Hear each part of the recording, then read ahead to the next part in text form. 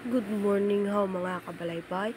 Ako ho ay papunta ng dagat dyan upang magpaaraw, kaso bigla namang umulan, ay napakasama talaga ng aking labas na are. At sa punto ho are ako, puro ho mukha ho ang makikita nyo diyan. Wala hong iba, puro mukha ko laang.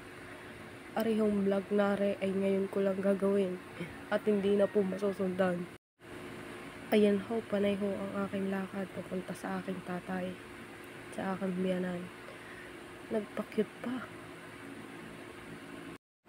Puro hulang mukha ang aking pinapakita diyan. Maya maya ho ay dagat na. Napakalayo ho ng lakarin na iyan. Ayan ho, kung makikita nyo, madaming fish pond. Laman ho ay hito. At meron ho din diyan panabong na manok. Ayan ho, malapit na ho tayo sa dagat. Kung mapapansin niyo ho, panay ho talaga ang aking lakad. Sa sobrang layo ng aking lakad ay kainaman.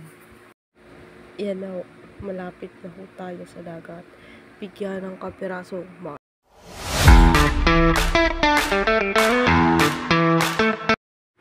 At sa puntong are, ako ay maliligo na dahil ako ho ay nabasa ng ulan sa pagpunta ko ng dagat.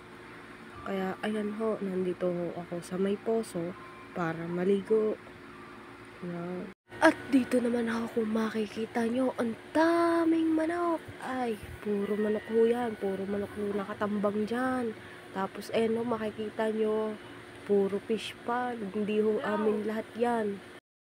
At sa puntong iyan ay ako ay naliligo na dahil baka ako ay ubuhin pa. Ay nako, napakahirap po yan.